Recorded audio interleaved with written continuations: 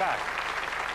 If you suffer from blinding migraines or chronic bronchitis or asthma or back pain or arthritis or eczema, or if you were, God forbid, discover that you had skin cancer, if you were to suffer a stroke, or if you were to begin hemorrhaging, what would you do? Would you go to your local GP or your local hospital, or would you seek out your local healer?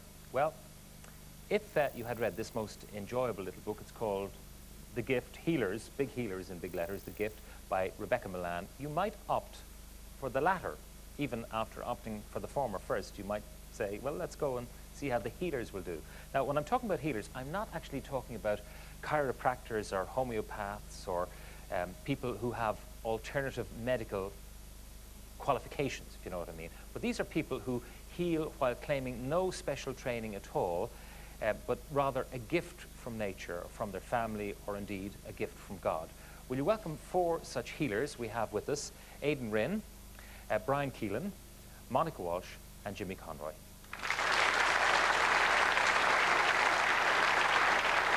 Now, I will tell you later what we're going to do, because I think you'll find this fascinating. But first of all, we're going to find out from our healers what their gift is and how it is employed. So we'll start with you, Aidan. Tell us, you are, I know, a 7th son, is that so? That's right, indeed. Of a 7th son, or no, just a 7th son? First generation 7th son. First generation 7th son. How was it discovered that you had some sort of a gift? Well, the fact, when I was born, the sign of my particular gift would be a worm dying in my hand. So when I was born, they actually, at a week old, took a worm and put it in my hand to see had I healing powers. But it was they traditional. Just stretch your palm open. Exactly. And put a worm. Exactly, at a week old. And if the worm dies, you have healing. You have a healing gift. And this happened in your case? Indeed. It was traditional in the area in Leitrim where I'm from.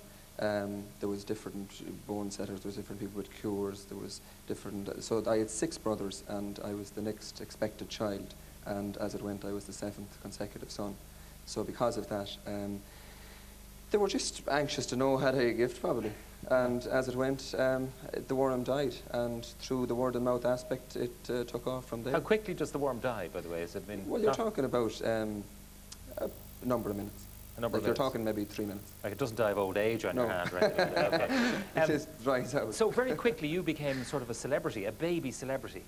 In the early years, the time of, I was born in '68, so during that time up to about 73, 74, up to the age of 4 or 5, I got a lot of national and international publicity. And what sort of cures were you affecting at that time? I was attributed with successes in relation to psoriasis, dermatitis, eczema, pains, the typical type warts and the usual thing that people would have. You know. I presume you had no technique at the time, no. did you? No, you see, the fact, a lot of people don't realise, I never made a conscious decision to be a healer. Yeah. It was never something that I woke up one day and decided I'm going to be a healer. It was something that I was involved in from day one. And that's why I stand behind it 100%, and I know exactly the dealings with it and how it works. What is your technique today? If someone came in with eczema or something like that, what would you do? It would be the actual laying on of hands. It would be the touching of the inflicted area. Actually touching it, not yes. hand over it, but actually touch physically touching yes. it, yeah. And how long typically does it take to clear up a problem like a wart or eczema or anything like that? It would depend on the duration of how long the person suffered from it, and likewise it would depend on how severe and what amount of area it was covering. Like in some instances you can have somebody who has dermatitis, usually that's affecting the hands, feet or head, scalp regions. Like other conditions such as psoriasis may be more generalised. Yeah. You're a full-time healer now? I involve myself 2 days a week. I see people 2 days a week, every Monday and Wednesday. I'm also a farmer. Also a farmer as well, okay.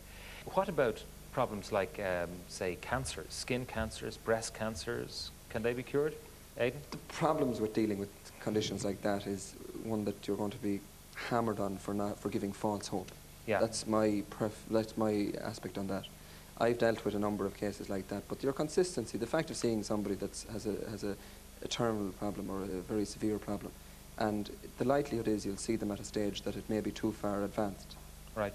You'd expect Mother Church to take a dim view of... I suppose, like, what beliefs had it then? Like, obviously, if there was a witch doctor or somebody there that went to him as a belief in him. Yeah. So I suppose the belief derived from somewhere, be it pagan or whatever. All right. Okay, this program is kind of part 1 of a 2-part effort, because as you heard from our healers, None of them will kind of guarantee 100%, except Brian, 100% in some of the cases. So we're not guaranteeing anything, okay? None of our healers here tonight has anything to prove either, because they have loads of people who will come along and testify as to the good they've done. So we put a suggestion to them, and they were gracious enough to go along with the suggestion. We felt that you always hear testimonies from people who were already healed, so we thought, why don't we do a before and after scenario?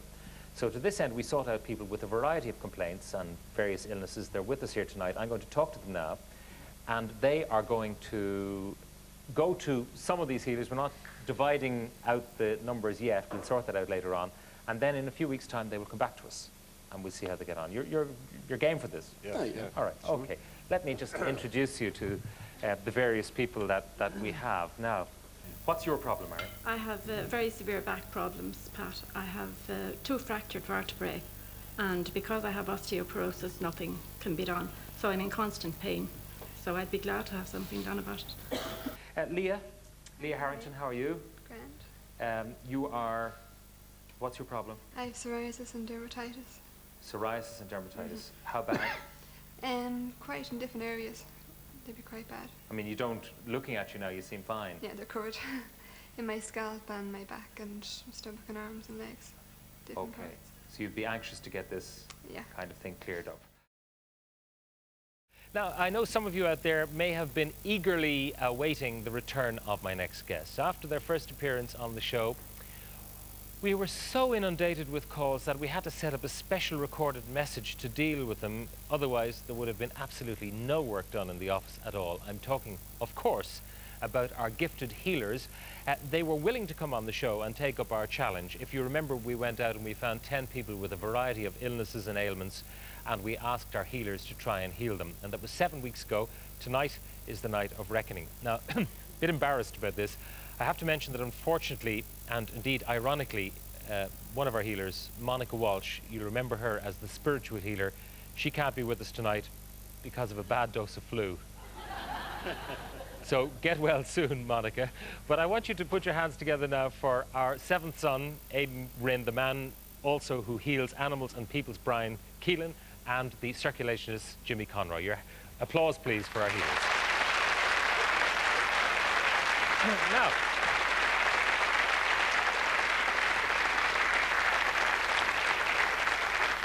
before I talk to them, I'm going to try and find the people in our audience who volunteered that night.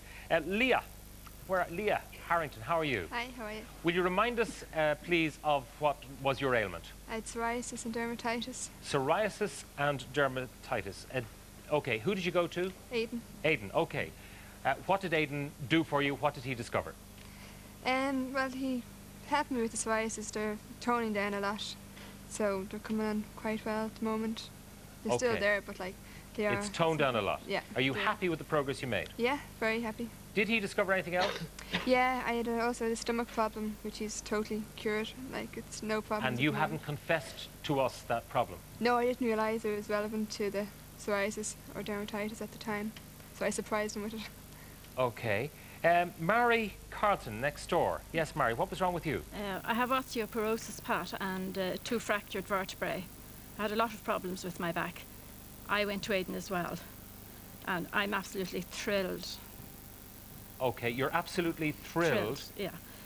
What's the difference now in terms of your ability to move around? Well, I was in constant pain every day, but now I would say that I have 95% relief from the pain. I'm 95%? absolutely delighted. Okay, you would not have walked to the shops, for instance, would you? I would have walked down, but I would have been dreadful coming back. And how are you now? know. Terrific. Really? Great. Yeah, Aidan discovered that all my nerves were, can't remember, inflamed. Sorry, I couldn't remember there for a minute. That all the nerves across my shoulders and down my arms and my legs were inflamed. Right, Aidan, 2 very happy customers by the looks of things. What's your reflection on these 2 cases? I was blessed with them. It's a bad representation, really, because it isn't always that successful to the point. You're going to get... life won't be worth living now after this, because this isn't the true reading of how things go. You mean you are surprised at how good this was? I'm not surprised, but it's not typical. It's just surprising that you would get 2 people and you'd get as good a success with them. They were very genuine and very good people to deal with because they were coming for the right reasons. Oftentimes you deal with people who look at the healer and they say, well, sure, look at this, we'll try this out. But they had their conditions. They were open to what I do, and this is the best scenario. Okay. Well, what did you both feel, by the way, just in terms of what Aidan was doing? Well, I was very sceptical the first day when I was going down. It was pouring rain, and I was thinking, oh, God, what am I doing travelling this distance, you know. But I was quite looking forward to going back the second time. You know, I was absolutely thrilled. And with the sensation? Yes, Aidan's healing is in the heat from his hands, and you could actually feel that. Without him touching it? Yeah, well, almost touching, you know, right. down. Very good. Very good. Very happy. All right. What do you want to say generally to people about this? Okay, Aidan, what do you... Well, mainly the thing is that we're 3 people, there's 4 of us, Monica as well, but there's a lot more people out there with healing abilities, you know, who, like, in my area of Son McLaughlin down the road, who hasn't been, you know, like I'm sitting here taking credit for that, but it's a gift. There's people with gifts out there, and they're blessed. It's a God-given thing, and people should look at the gift and not at the person.